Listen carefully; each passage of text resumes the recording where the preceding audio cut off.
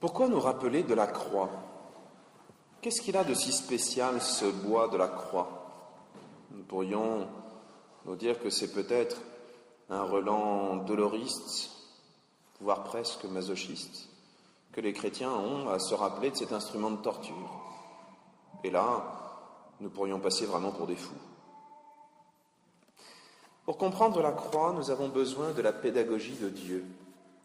Et Dieu, depuis des milliers d'années, tranquillement, à travers toute la Bible, nous apprend ce qu'il veut établir en Jésus.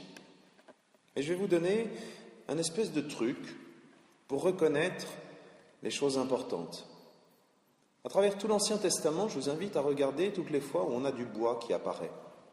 Ça apparaît à plein de moments. Pour reprendre l'histoire de la première lecture, vous avez un dessin sur vos feuilles, vous vous souvenez peut-être pas de cet épisode. Vous savez, sur la première page, on voit une espèce de mât avec des serpents, des choses. Je vous rappelle la situation. Moïse venait juste de rencontrer Dieu par le bois, dans le bois d'un buisson qui brûlait mais sans se consumer. Et Dieu dit à Moïse, va voir Pharaon, prends ton bâton en bois, celui qui est là, et par ce bâton en bois, tu vas aller voir Pharaon et faire des miracles qui font qu'il sera obligé de laisser partir mon peuple, de le laisser sortir de cet esclavage dur où il est en train de pleurer, de crier vers moi. Moïse va voir le Pharaon et avec son bâton frappe le Nil qui se transforme en sang. Met son bâton devant le Pharaon qui se transforme en serpent. Et quelque temps plus tard, avec ce même bâton, frappe la mer Rouge qui s'ouvre et laisse passer tout le peuple d'Israël. L'eau qui est normalement, qui n'est pas notre milieu propre, on ne peut pas vivre dans l'eau, eh bien c'est devenu le moyen que Dieu a choisi pour nous sauver et pour nous débarrasser par la même occasion de notre ennemi. Cette eau, nous reconnaissons l'eau du baptême dans lequel nous sommes passés et dans lequel Capucine va passer dans peu de temps. Mais il y a d'autres choses à reconnaître. Quelque temps après, le peuple arrivé dans le désert pleure en disant « Seigneur, on est arrivé dans le désert, il n'y a rien à manger. » Et Dieu fait descendre des cailles et de la manne et de quoi les nourrir. Tous les matins, il n'y a qu'à se baisser pour ramasser. Et tous les jours, il leur donne de l'eau. Et s'il n'y a pas de source, Moïse frappe le rocher avec son bâton en bois et le rocher donne son eau. Ou Moïse s'arrête à côté d'une source qui n'est pas propre à la consommation, il met un morceau de bois dans l'eau et l'eau se trouve purifiée. Et le peuple, qui devrait être reconnaissant, au lieu de ça, crie contre Dieu en disant « On était mis en Égypte, on avait des concombres à manger. » Vous vous rendez compte ? Ils ont tout ce qu'il faut, le gîte, le couvert. Ils sont libres. Leurs ennemis ont été exterminés et ils pleurent pour des concombres. Et Dieu leur envoie une punition, ces serpents qu'on voit sur le dessin, qui les mordent et en font mourir un nombre énorme. Et le peuple, encore une fois, se tourne vers Dieu en disant « Oh, s'il te plaît !» Il se tourne vers Moïse en disant « Va voir Dieu, demande-lui !» Et Dieu fait un truc bizarre. Au lieu d'enlever les serpents, de les faire disparaître, il laisse les serpents, mais il demande à Moïse de mettre sur un mât un serpent en bronze, l'image du mal qui est en train de les toucher. Et lorsque ces hommes qui sont frappés par des serpents se tournent vers ce mât en bois et qu'ils regardent l'image du mal qui les frappe, sont sauvés de la mort.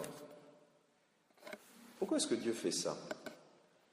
On pourrait imaginer une certaine pédagogie de Dieu, vous savez, comme un papa qui serait pédagogue et qui dirait à son fils, qui lui demande « S'il te plaît, je peux ne pas faire mes devoirs pour une fois, pour regarder le match de foot ?» Le père pourrait répondre « Je t'aide à faire tes devoirs et ensuite on regardera la fin du match avec toi. » Pour montrer que même s'il y a des choses plus amusantes à faire, les devoirs sont importants.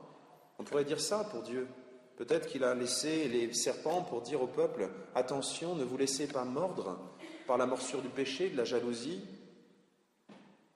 Ne vous laissez pas mordre par la morsure de l'ignorance. Mais je suis là avec vous. » Mais il y a une autre raison plus importante. Et cette raison, on l'entend dans l'Évangile aujourd'hui. Jésus lui-même dit « Il faut que le Fils de l'homme soit élevé comme le serpent de bronze a été élevé par Moïse dans le désert. » Et c'est ce que nous avons dans toutes nos églises. La croix qui trône chez nous, dans nos maisons, sur nos autels, à notre cou, la croix nous rappelle que Jésus s'est fait pour nous malédiction. Oui, c'est marqué dans la Bible. « Maudit soit celui qui est accroché au bois. » Et Jésus s'est fait malédiction. Il a pris sur lui la malédiction du péché pour nous sauver de la mort éternelle. Lorsque nous nous tournons vers la croix, nous voyons ce bois qui nous rappelle à la fois le bois de Moïse, l'eau de notre baptême, qui nous rappelle la présence de Dieu à travers ce bois qui brûle, cette vie qui meurt, mais qui ne se consume pas, cette vie éternelle. Ce bois qui vient assainir les eaux, et au lieu d'apporter la mort, ces eaux apportent la vie. Ce bois qui porte notre sauvetage. La croix, oui, rassemble toutes ces images que Dieu avait préparées depuis des siècles. Et même si on est scandalisé de voir à quel point Dieu a pu nous aimer, puisqu'il est allé jusque-là, nous sommes réconfortés d'imaginer que Dieu nous a aimés jusque-là. Alors, frères et sœurs, demandons à Dieu, en cette fête un petit peu particulière, oui, c'est bizarre de fêter un instrument de torture. Imaginez, comme dirait le fils d'un philosophe, si Jésus était mort noyé, on aurait eu l'air malin avec un bocal. Si Jésus était mort aux États-Unis, on aurait tous des cordes de pendu ou des chaises électriques autour du cou ou sur nos autels. Vous imaginez? On fêterait la fête de la chaise électrique. Et pourtant, oui, aujourd'hui nous fêtons la fête de la croix. Non pas pour nous rappeler de l'horreur de cette croix, même si on ne peut pas l'oublier, mais pour nous rappeler de la grandeur de l'amour de Dieu. Demandons à Dieu, à chaque fois que nous faisons ce signe de croix, de nous rappeler d'abord de cet amour et à notre tour de lui demander d'aimer les autres jusqu'au don de notre vie, que ce soit par le don de tous les jours pour des parents, des grands-parents, que ce soit par le don plus exceptionnel du martyr, par le don simplement du témoignage de la foi. Que Dieu nous aide à aimer la croix parce qu'elle est le signe de son amour infini.